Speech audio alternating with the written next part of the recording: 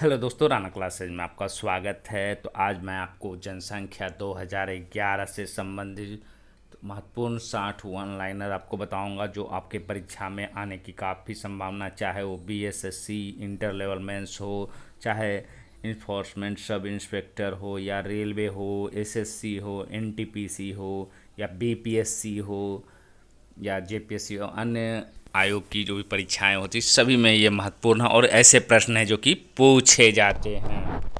तो पहला प्रश्न क्या है, विश्व जनसंख्या दिवस कब मनाया जाता है? ये बहुत आसान क्वेश्चन है और अक्सर लोग जानते हैं, 11 जुलाई को है जो कि ये मनाया जाता है। भारत की जनगणना किस सूची में सम्मिलित किया गया है? ये भी प्रश्न है जो कि अक्सर पूछे जाते हैं। अगर पूछा जाएगा तो तीन ऑप्शन रहेंगे, संघ सूची, राज्य सूची और संवर्ती सूची। होगा क्या जनगणना? संघ सूची में होगा। उसके बाद आते हैं, जनसंख्या का अध्ययन क्या कहलाता है? तो जनसंख्या के अध्ययन क्या कहलाता है? डेमोग्राफी कहलाता है। क्या होगा? डेमोग्राफी। उसके बाद आते हैं चौथे पर, भारतीय संविधान की धारा कितने के अंतर्गत है जो कि जनगणना कार्य संघ सरकार को सौंपा गया? ये थोड़ा सा बहुत जो अच्छे स्टूडेंट है वही जानते हैं किस अनुच्छेद के संघ सरकार को सौंपा गया है। तो अनुच्छेद 246। क्या होगा? अनुच्छेद 246। उसके बाद भारत में पहली बार आंशिक जनगणना किसके काल में हुआ था और कब हुआ था? तो गवर्नर लॉर्ड मेयो के काल में हुआ था। मतलब मतलब ये अनियमित जनगणना थी, मतलब जनगणना की शुरुआत हुई थी। तो कब हुई थी? तो 1972 में हुई थी, लॉर्ड मेयो के शासनकाल में। फिर छठा है नियमित, जो मतलब जिस तरह से आप देखते होंगे कि जब भी आता है तो 81, 91, 11, 21। तो ये कब से शुरू हुआ? तो 1881 में शुरू हुआ। और किसके द्वारा शुरू किया गया? उस समय जो गवर्नर जनरल थे और वायसराय थे तो कौन थे? लॉर्ड रिपन थे। कौन थे? Lord Ripon. उसके बाद आते हैं सातवां, भारत के प्रथम जनगणना आयुक्त कौन थे? ये भी प्रश्न है जो कि अक्सर परीक्षाओं में पूछा जाता है। तो भारत के प्रथम जनगणना आयुक्त हेनरी प्लाउडेन थे। क्या नाम था इनका? हेनरी प्लाउडेन। फिर ये पहली बार जाति आधारित जनगणना कब हुई थी? ये इंपॉर्टेंट क्वेश्चन है, इसको बहुत सारे लड़के नहीं जानते। तो 1931 में हुई थी जाति आधारित जनगणना। क्या हो? 1931 में। फिर भारत में जनगणना का कार्य गृह मंत्रालय के अधीन महापंजीयक या जनगणना आयुक्त के निर्देश के अनुसार होता है। तो मतलब इसका कार्य जो होता कहाँ, ये किस मंत्रालय के अधीन रहता? तो गृह मंत्रालय के अधीन महापंजीयक या जनगणना आयुक्त के होता है। फिर है ये जो जन्म वृद्धि दर सबसे न्यूनतम कब रही और महाविभाजक वर्ष किस ईस्वी को कहा जाता है? आप अक्सर है जो कि आपको सेट में प्रश्न मिले होंगे। तो 1911 से 1921 होगा। क्या होगा? 1911 से 1921 होगा। फिर 11 नंबर देखते हैं, वर्ष 1951 में जन्म वृद्धि दर अधिकतम रही, इसलिए इसे लघु विभाजक वर्ष मतलब पूछा जाएगा कि लघु विभाजक वर्ष कहा जाता है। तो ये इंपॉर्टेंट है। तो कब हो जाएगा? 1951। क्यों हुई थी? क्योंकि वृद्धि दर सबसे ज़्यादा ये रही थी। उसके बाद स्वतंत्र भारत की पहली जनगणना कब हुई थी और इसमें कितने सवाल सम्मिलित किए गए थे? तो इसमें 14 सवाल सम्मिलित किए गए थे। 1951 में हुआ था। भारत की प्रथम पूर्ण कंप्यूटरित जनगणना कब शुरू की गई थी? तो 2001 में हुआ था। उसके बाद है जो कि 14 नंबर, वर्ष 2011 की जनगणना कैवी जनगणना थी? ये बहुत इंपॉर्टेंट है ये भी। तो 15वीं जनगणना थी। फिर है वर्ष 2011 की जनगणना भारत की स्वतंत्रता के बाद कैवी जनगणना थी? ये तो 7वीं जनगणना थी। 2011 में कितने प्रश्नों को जो कि सम्मिलित किया गया था जनगणना में? तो 29 सवाल को जो कि सम्मिलित किया गया था। फिर है ये जो जनगणना का आयुक्त 2011 में कौन थे? तो सी चंद्रमौली थे। और पहला में कौन थे? प्लाउडेन थे। भारत में विश्व की कितना प्रतिशत है जो कि जनसंख्या निवास करती है? तो 17.5%। भारत का कितना भूभाग है जो कि विश्व का विस्तृत है? तो 2.4% है जो कि भूभाग यहाँ है।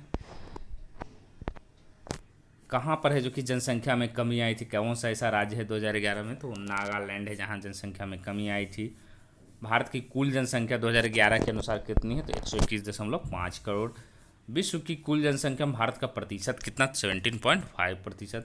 दशकीय जन्म दर मतलब 2001 से 11 के बीच में जन्म दर का जो वृद्धि दर कितना है? 17.7%। मतलब 18 जो कि 14 करोड़ है जो कि वृद्धि हुई। पहले कितना था? तो आप इसको घटा दीजिएगा 121.5 करोड़ में। उसके बाद है वार्षिक जन्म वृद्धि दर। मतलब वार्षिक जो वृद्धि दर हो रहा है वो कितना था, 16% हो गया। भारत में पुरुषों की जनसंख्या कितनी है, तो 121.5 में कितनी है, 62.31 करोड़। महिलाओं की जनसंख्या कितनी है, तो 58.47 करोड़ रुपये, 1 करोड़ है जनसंख्या।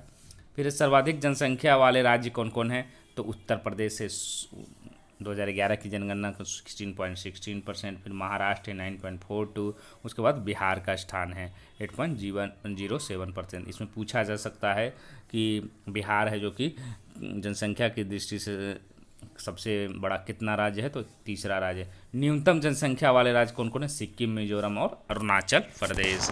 उसके बाद आते हैं सर्वाधिक साक्षरता वाले राज्य कौन कौन है, केरल, मिजोरम, त्रिपुरा। न्यूनतम साक्षरता वाला राज्य कौन है, बिहार हो जाएगा। सर्वाधिक जनसंख्या वाला जिला, तो थाने, महाराष्ट्र हो जाएगा। न्यूनतम जनसंख्या वाला जिला कौन सा हो जाएगा, दिबांग घाटी। कहाँ है ये, अरुणाचल प्रदेश में। अधिक जिलों वाला राज्य, मतलब सबसे अधिक जिला किस राज्य में है, तो उत्तर प्रदेश में। भारत की साक्षरता दर कितनी, 74% है। पुरुष साक्षरता दर कितना है, 82.14 हो गया। महिला साक्षरता दर कितना हो गया, 65.46% हो गया। सर्वाधिक साक्षरता दर वाला है जो कि कौन हो गया, तो 90 केरला हो गया 93.9%, और मिजोरम क्या हो गया 91.6%। फिर हो गया सर्वाधिक पुरुष साक्षरता दर वाला राज्य कौन हो गया, तो केरला 96% और मिजोरम 93.7%। फिर सर्वाधिक महिला साक्षरता वाला केरला ही है 92% और मिजोरम 89.4%। अब न्यूनतम साक्षरता दर वाला राज्य कौन है, तो ये अक्सर पूछा जाता है, बिहार 63.8%। उसके बाद कौन है, अरुणाचल प्रदेश 67%। उसके बाद राजस्थान 67.1%। फिर है न्यूनतम पुरुष साक्षरता दर वाले राज्य कौन सा है, तो कौन हो जाएगा, 73.4 हो जाएगा, जो कि पुरुष साक्षरता बिहार में है। उसके बाद अरुणाचल प्रदेश 73.7, उसके बाद आंध्र प्रदेश में 75.6 हो जाएगा।